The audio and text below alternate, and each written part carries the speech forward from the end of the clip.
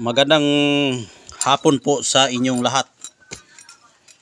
Live tayo ngayon sa aking video sa aking YouTube channel na aking ina-upload sa araw ngayon. Pero baguhan ka pa lang sa aking channel ay huwag makalimot na ipindot ang bell button, mag-subscribe, mag-like at mag-share para palagi kayong updated sa aking mga bagong mga upload.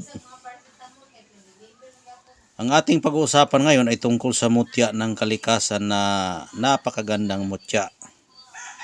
Itong mutya na ito ay pambihira at may kapangyarihan, birtud itong bato natin. Itong bato natin ay nakuha ko ito sa bahay mismo ng langgam.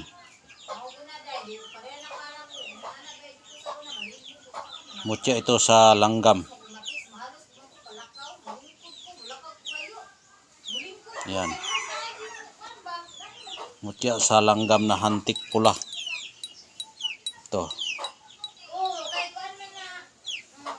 Ito rin, kakaiba.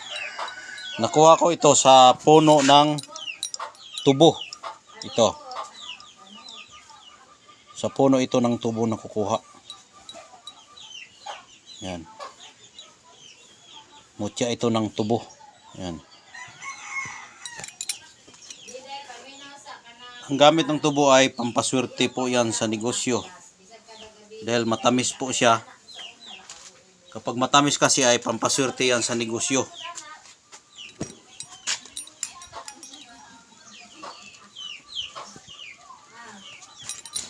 Tingnan yung hitsura sa ating mutya na langgam mo.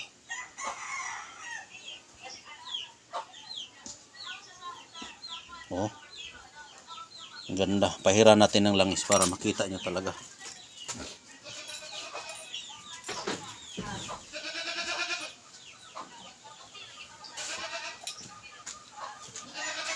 Pahiran natin ng konting langis para lumalabas ang kanyang itsura.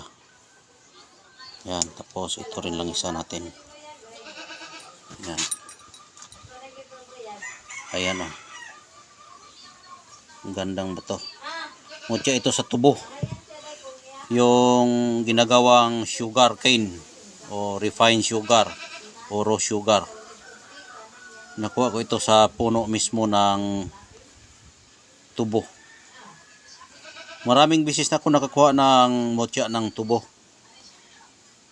Ito ibang klase din. Sa puno ito ng tubo nakukuha.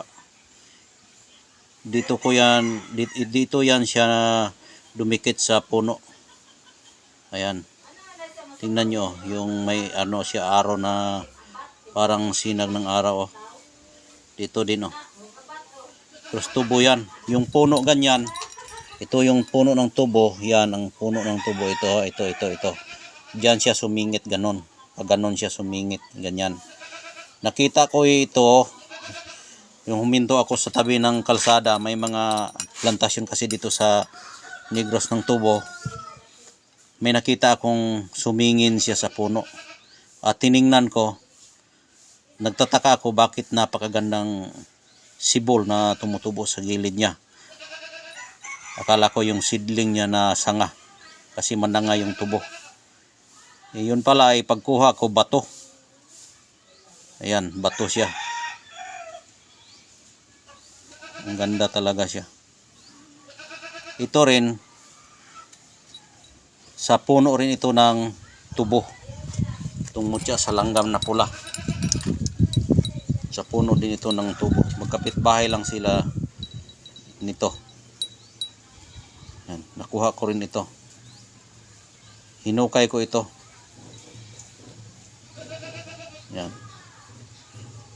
Yung pagkuha kasi ng mutya ng langgam, kailangan gabi ka manguha para makita mo yung ilaw o amag ng mutya ng langgam. Ang proseso sa pagkuha sa mutya ng langgam, kailangan bilog yung buwan, tapos malaman mo kung saan nakatira yung bahay ng langgam.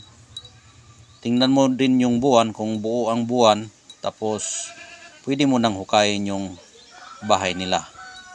Pag hukay mo, kahit kagatin ka pa, kailangan nakahubad ka, no?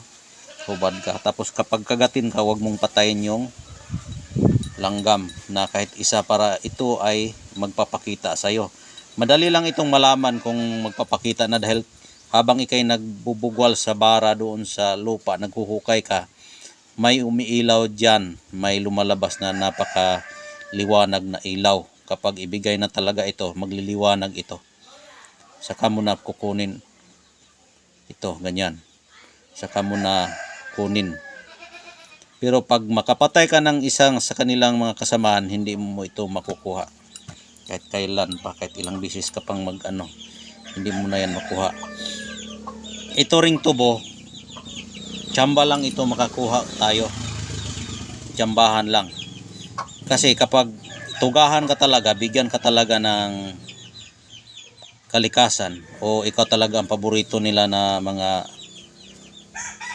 naghahunting sa kanila, bibigyan ka din ng mutya nila. Bibigyan ka. Kaya binigyan tayo, tingnan nyo. Yan ang itsura pala ng mutya sa tubo.